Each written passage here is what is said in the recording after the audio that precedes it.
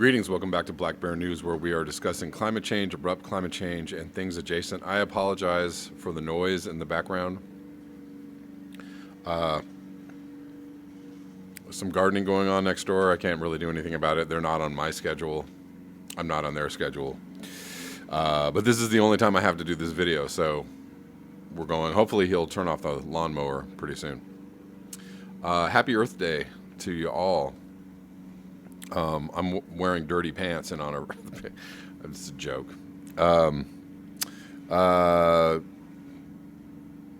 Yeah, this is a good day to be awake to the situation. This is a good day to be a part of the growing movement of people who understand what's going on and want dearly to do something about it and let others know.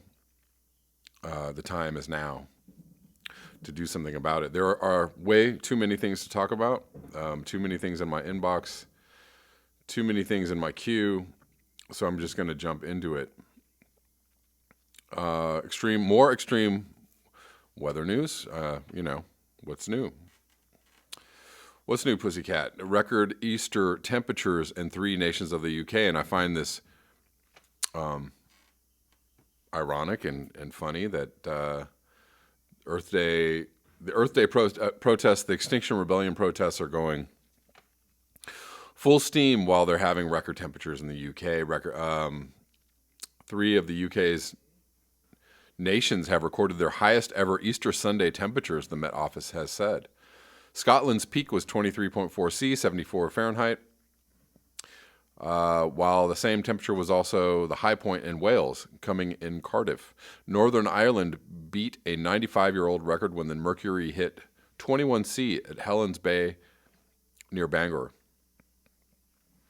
England's highest temperature was 24.6 C at Heathrow Airport, just shy of the record of 25.3 C. The good weather has brought people in droves to beaches, parks, and other outdoor attractions, while people queued to reach the top of Snowdon and Pen Fan. I don't know if I'm pronouncing that correctly. So yeah, lovely, and no mention of Extinction Rebellion. No mention of the high temperatures being caused by the destruction of the biosphere. More warm temperatures. March temperatures in Alaska. This is from the New York Times. This is from April 9th, 2019. March temperatures in Alaska, 20 degrees hotter than usual. By local standards, Alaska has been sweltering this spring. Temperature records have been set across the state, including in Kotzebue, where the thermometer reached 42 degrees Fahrenheit on the last day of March, 30 degrees above normal. On Tuesday, the unusual statewide warmth was confirmed by the National Oceanic and Atmospheric Administration, which released data showing that overall, March temperatures were as much as 20 degrees above historical averages. 20 degrees.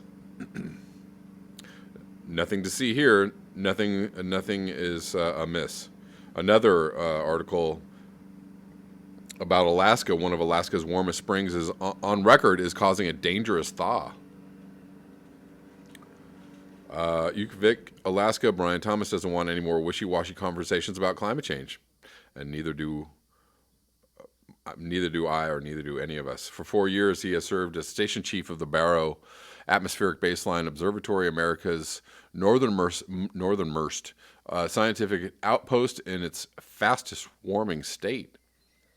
Each morning after digging through snow to his office's front door, Thomas checks the preliminary number on the observatory's carbon dioxide monitor. On a recent Thursday, it was almost as high as 420 parts per million. That's in Alaska. Nearly twice as high as the global pre-industrial average. Climate change is happening faster than it's ever happened before. In our record, we're right in the middle of it. Yukvik set daily temperature records on 28 of the first 100 days of this year.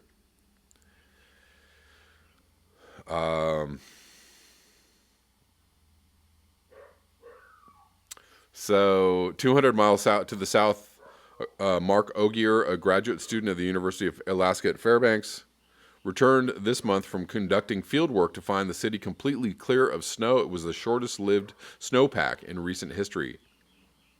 Ogier wrinkled his nose at the vegetal spring-like scent in the air. It smells weird. It smells like rain. This time of year, he explained, you shouldn't be able to smell anything. The ground should still be frozen solid. All right, so we know that's ongoing. I'm going to move on. This is from The Hill. From a poll, 2/3 of Republicans believe climate change should be taught in school.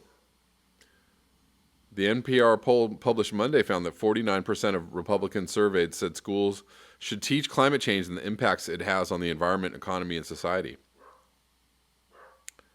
Another 17% of Republican respondents said schools should teach climate change but not its impacts, because we don't want to know what the consequences are, of course. So, conversely, Democratic respondents said 81% saying climate change and its impact should be taught. Who are the other 19%? Who are these people? Anyways, the majority of people know and understand that climate change is real. It's not half of Americans. It's not even half of Republicans. You're in the minority. If you think climate change is a hoax or a joke, you are in the minority, and those numbers are going to shrink. There'll be fewer and fewer of you as the evidence mounts that you don't know what you're talking about. So moving on to an Extinction Rebellion news update.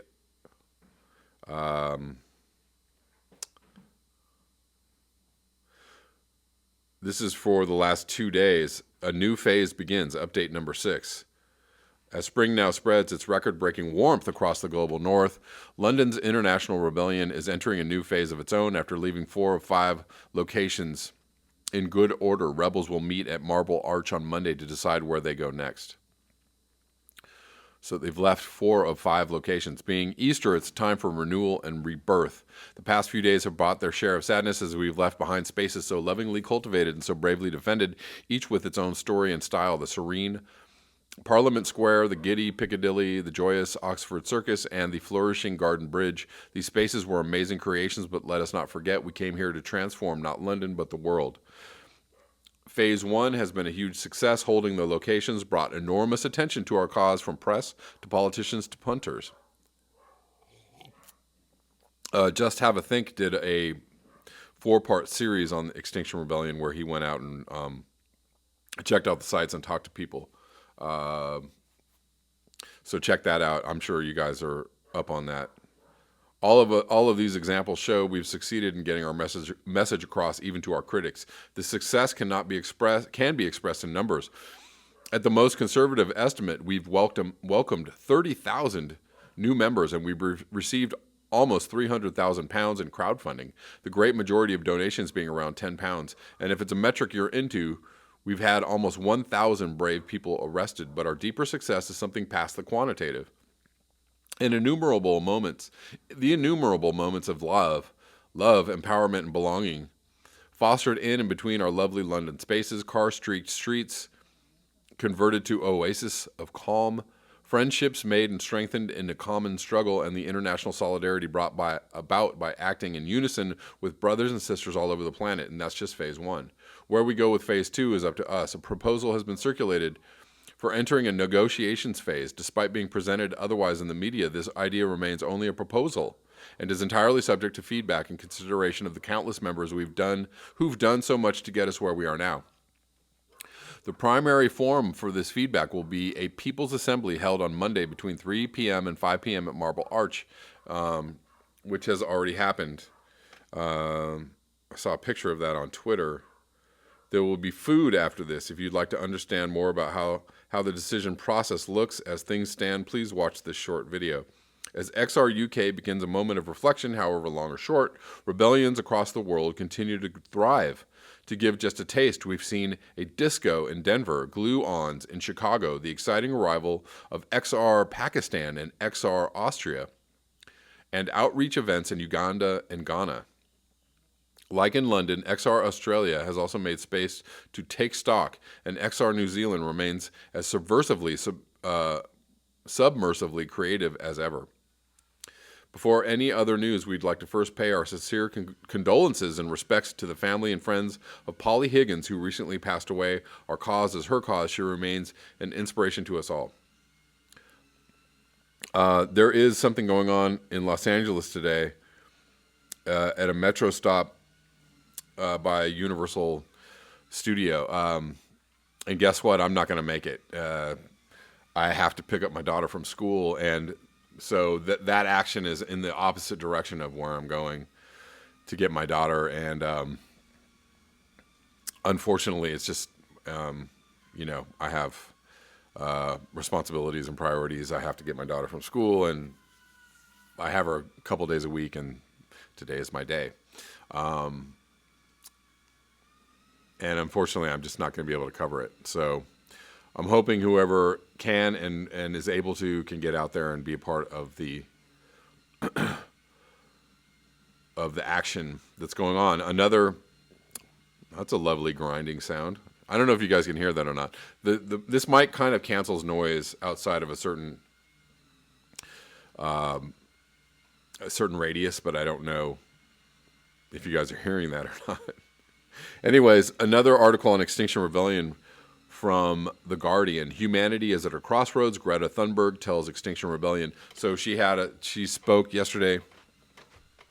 I'm going to link her speech in the description box.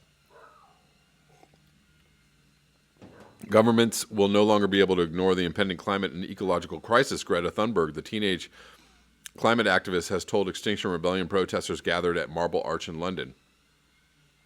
In a speech on Sunday night where she took aim at politicians who have for too long been able to satisfy demands for action with beautiful words and promises, the Swedish 16-year-old said humanity was sitting at a crossroads, but that those gathered had chosen which path they wished to take. I come from Sweden, and back there it is almost the same problem as here, as everywhere, that nothing is being done to stop an ecological crisis despite all the beautiful words and promises, she told the crowd.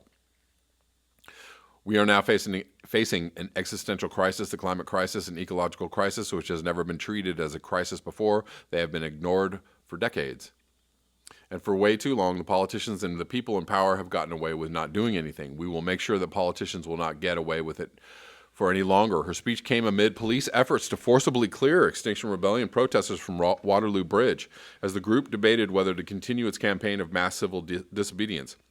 Police said on Sunday night they had cleared all the protesters from Parliament Square. The London mayor, Sadiq Khan, said the disruption was counterproductive, of course it is, to the mayor of London, to the cause of climate change, and was stretching resources so much it could damage police's ability to fight violent crime. How about fighting the violent destruction of the planet by corporate forces? Or moneyed interests that control all of our governments. How about fighting that violent crime? That's a violent crime. Business as usual might be considered a violent crime. So, piss off, Sadiq Khan. How about that? Extinction Rebellion had earlier said it expected its supporters would be cleared out of the two sites occupied without permission, as police prepared to evict them if they declined to leave voluntarily.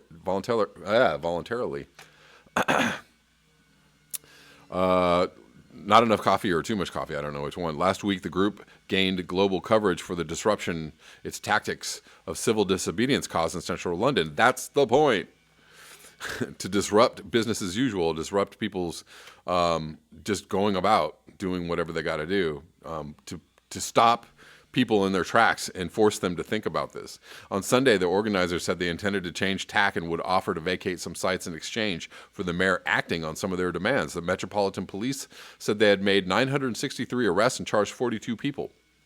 The force's leader, Cressida Dick, said the group's tactics centered on peaceful direct action has caused too much disruption. On Saturday, Oxford Circus and Piccadilly Circus were returned to normal use after complaints from businesses about the blocking of some of the capital's key arteries.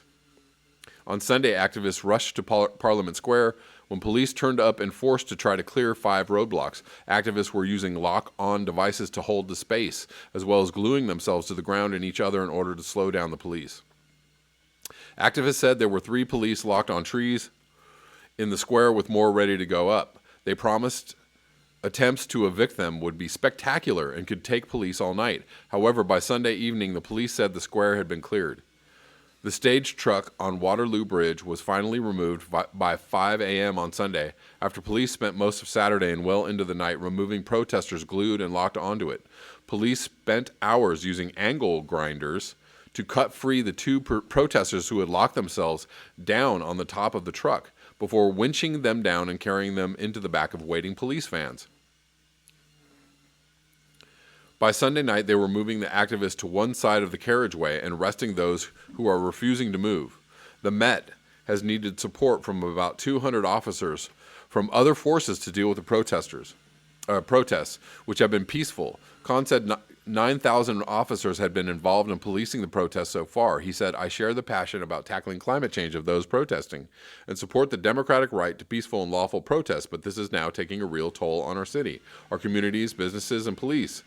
This is counterproductive to the cause in our city." The mayor added, "I remain in close contact with the Met Commissioner and agree that Londoners have suffered too much disruption and that the policing operation has been extremely challenging for our overstretched and under-resourced police." Well, guess what? When climate change topples our ecosystem, that's going to be a serious disruption to business as usual. That's going to be a serious disruption to people's lives, and that's going to take a toll on your overstretched and under-resourced police, for sure.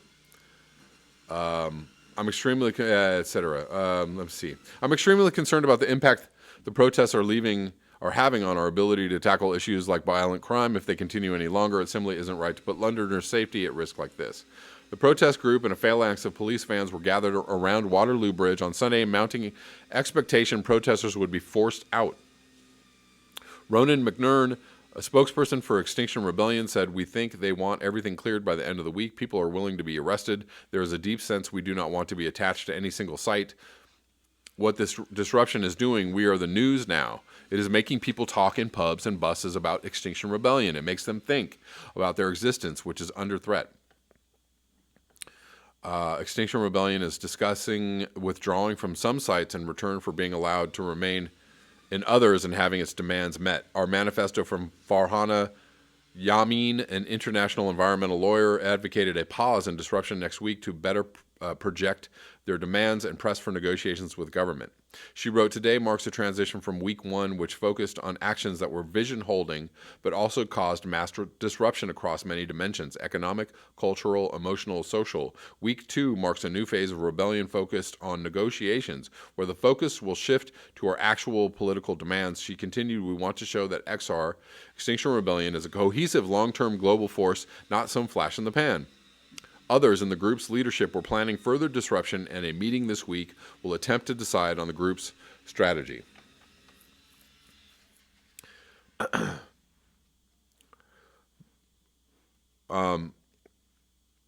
This is an awesome movement. If you think that we don't have any chance or there's no use protesting, or that's fine. You're totally welcome to your thoughts and your ideas, but get out of the way of the people who are trying to do something. Get out of the way of that. Like get your, go ahead and think that and feel that if you want, but get out of the way of the people that are trying to do something.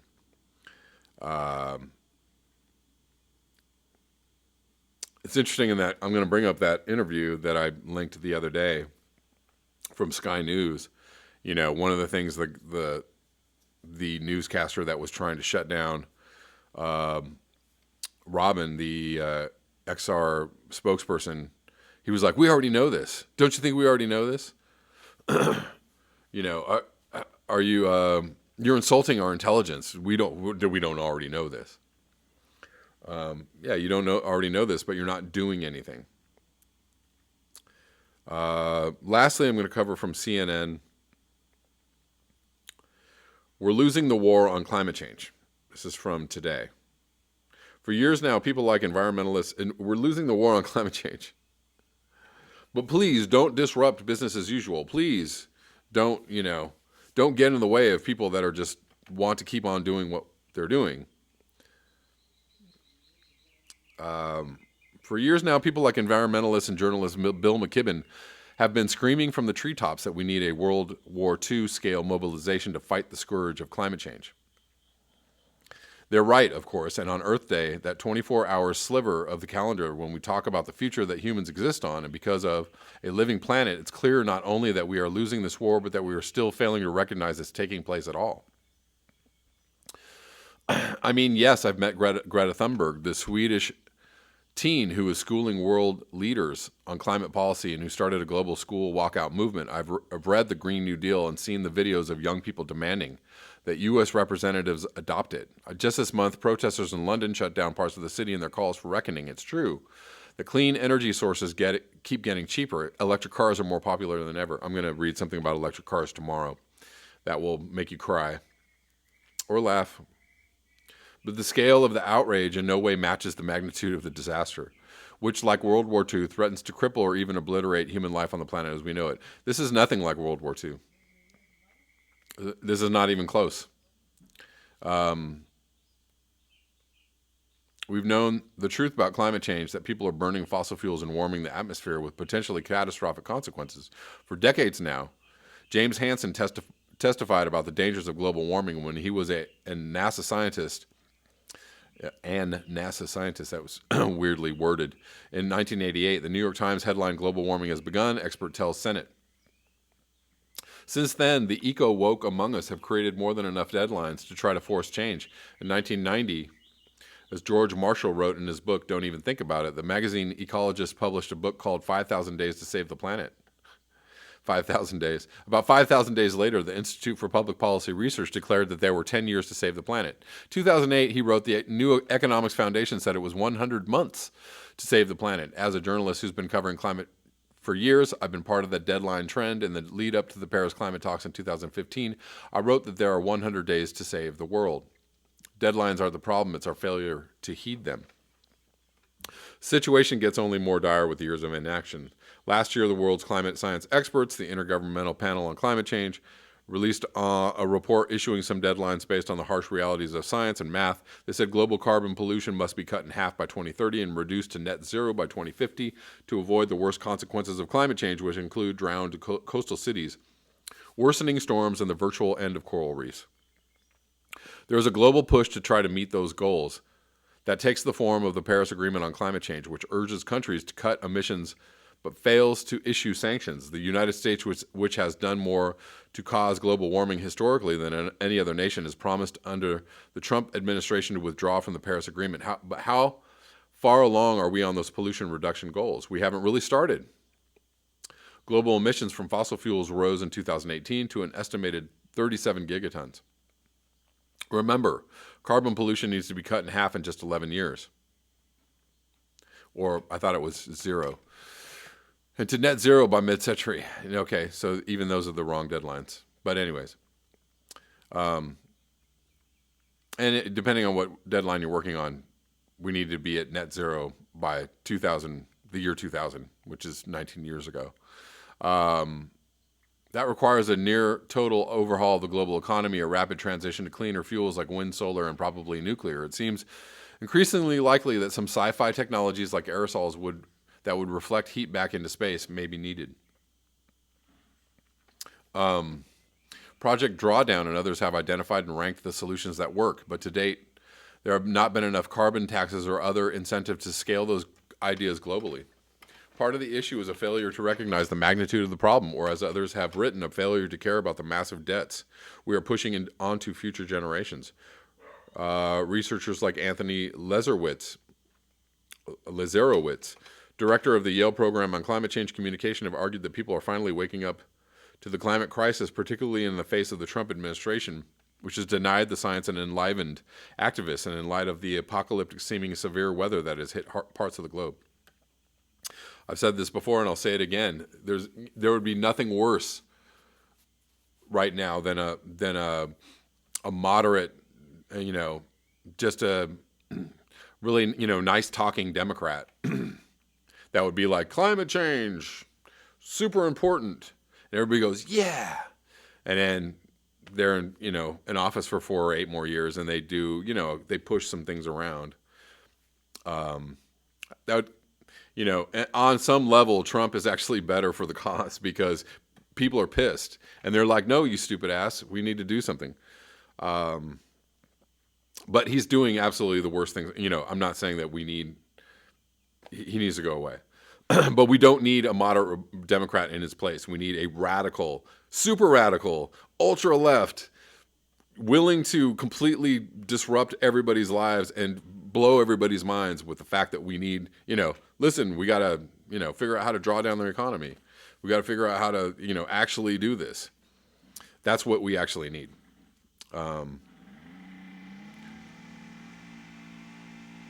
A poll from the Yale Group showed that in 2018, that 59%, Jesus Christ, of Americans were alarmed or concerned about global warming, which is compared with previous 5 years.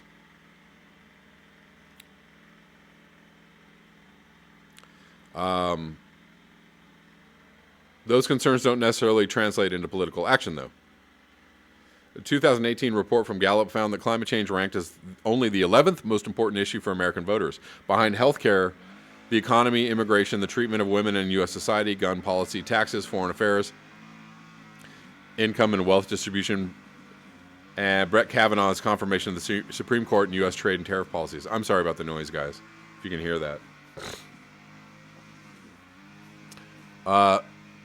Think about that in terms of the World War II analogy. Imagine the American public ranking World War II as number 11 after the bombing of Pearl Harbor. Well, yeah. After something like Hurricane Harvey, if we had the right president in office, he would, that president would say, he or she would say, this is it. This is our, we have to go to war. That's it. I'm bringing home all the troops, and we have to deploy all the troops nationally to fight climate change. That's how that would work. By the way, Bernie Sanders is the only presidential candidate that I've heard say climate change is the number one threat to our society, the number one issue. He's the only one that said that.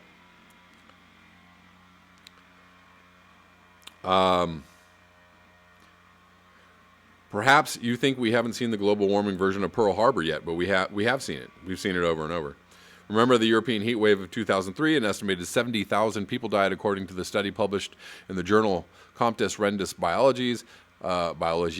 After that disaster, scientists for the first time used climate attribution techniques to show that human-induced warming very likely doubled the risk of that event. It's now possible to see human fingerprints on these catastrophes: Hurricane Harvey in Texas, the 2016 floods in Baton Rouge, Hurricane Maria in Puerto Rico, which killed an estimated 2,975 people, according to analysis by the George Washington University. Each was linked to, or was shown to have, been made worse by global warming. Not every weather-related disaster is caused by climate change, of course, but the world is 1 degree Celsius warmer since the Industrial Revolution because of pollution humans are pumping into the atmosphere. This is a game of probability. As Carrie Emanuel, an MIT climate scientist, is fond of saying, weather forms in that climate-changed world. Hurricanes intensify more rapidly, wildfires grow larger, more threatening, rainfall is more intense, coral reefs struggle to survive. There are no truly natural disasters now, and that is correct.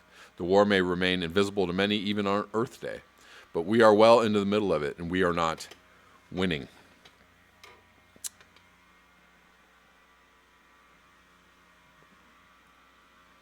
We're not winning. We're not even close to having the correct, even the correct idea about what the response would be. The correct idea is not switching everything to renewables so that we can have 8 million people on the earth, or that we cannot grow the economy. We cannot grow the economy and fight climate change at the same time. It's just mutually incompatible. They cannot happen at the same time. You cannot grow the economy. You must degrow the economy. You must collapse the economy, hopefully slowly, so a bunch of people don't freak out and die. You have to bring down the industrial production. You have to stop producing electric cars. You have to stop mining for cobalt. You have to stop letting everybody fly everywhere they want just because they can. Money is power right now, but money, is also the power to do, we're drunk on that power. We're drunk on the idea that we can do whatever we want just because we have this thing that we created called money. It's an illusion. It's a mirage. It will not help you. It will not help us in the end. That's all I have for you today. Thank you so much for your eyes, your ears, and your conscience. If you would like to support this channel, you can do so at the links below. Until next time, peace.